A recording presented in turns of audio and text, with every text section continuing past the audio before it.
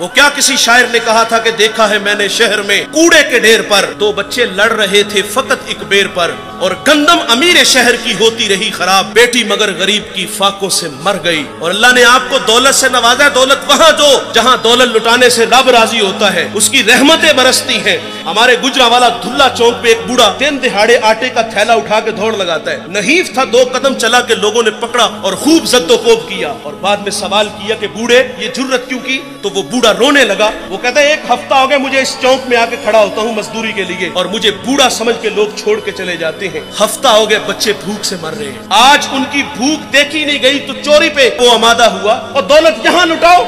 ये नवाए वक्त में एक खबर छपी थी, कमालिया की बेटी वो शादी के काबिल थी, एक रिश्ता मिला, उधर से बारात आ रही है, इधर बेटी वाले तैयारियों में। हमसायगी में से किसी ने शरारत की कि जिसके घर में आ रहे हो वो अपनी बेटी को चंद जोड़ों के सिवा और कुछ भी नहीं दे सकता। बारात वहीं से वापस चली गई थी। बताओ उस बेटी के दिल पे जो कुचोके और जख्म लगे थे उसका मदावा किसने करना था? और अल्लाह ने आपको दौलत से नवाजा है। गरीबों की बेवाओं की बेटियां घरों में बूढ़ी हो रही हैं, तुम कुत्तों की लड़ाई पे पैसे लुटा रहे हो, तुम हिजड़ों पे दौलत लुटा रहे हो। अगर दौलत लुटाने का शौक है तो माशरे में फैले हुए दुख देखो, यतामा मसाकीन पे दौलत लुटाओ ताकि तुम खुदा की रहमतों के मुस्तहिक ठहरो।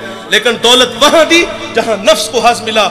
जब उस बेटी ने कहा किफल मुझे भूख तेरे तक खींच लाई है, ये एक जुमला किफल की हदायत का सबब बना। दिल के आईने पे चोट लगी, किफल रोने लगा, हाथ जोड़ के कहता है बहन मुझे माफ कर दे, तू जिस इज्जत से आई है उसी इज्जत से वापस घर चली जा, और मेरे लिए दुआ कर अल्लाह मुझे माफ कर दे।